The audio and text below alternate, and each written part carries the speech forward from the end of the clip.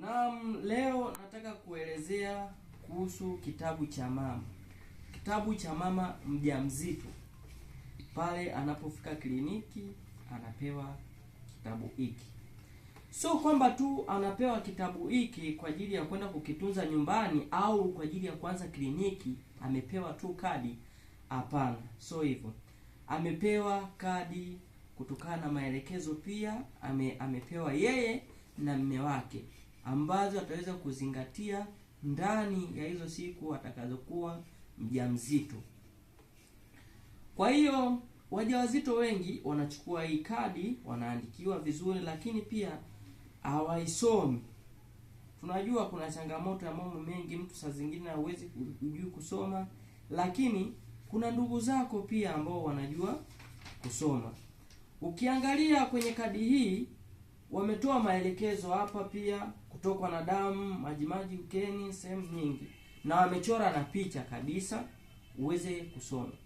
Kwa hiyo muda mwingine unakuta watu yuko kwenye stage ya ujauzito, lakini sasa ana tatizo kama hilo, lakini ajui kwamba hili tatizo pia lipo kwenye ile daftari ambalo mimi nilipewa kwa ajili ya kliniki.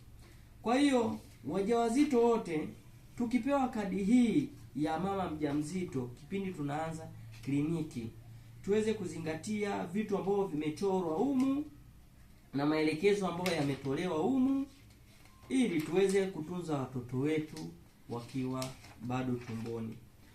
Ukimrahisishia nesi au daktari kufuata haya maelekezo kipindi upo katika hali ya ujauzito, na we inamsababishia yeye ukija kujifungua unajifungua katika hali ya usalama vizuri mno, bila shida yoyote, na mtoto anakuwa mzuri, anakuwa na afya njema na akili nzuri bila shida yoyote. Kwa nashauri wanawake wote wajawazito kwa ajili ya kuzingatia hichi kitabu wanachokipewa. So hata ujinsi ya utunzaji, zingatia kukitunza vizuri, na zingatia kuangalia dhumuni ambayo iliyoko katika kitabu hichi cha kliniki. Leo nimeona nitoe elimu hiyo ili watu wengi waweze kuelewa. Naitwa Kevin Pius Makoa. Kama unapenda tips za afya na tips za kifamasia, consider follow me kwenye akaunti yangu ya YouTube. Asanteni.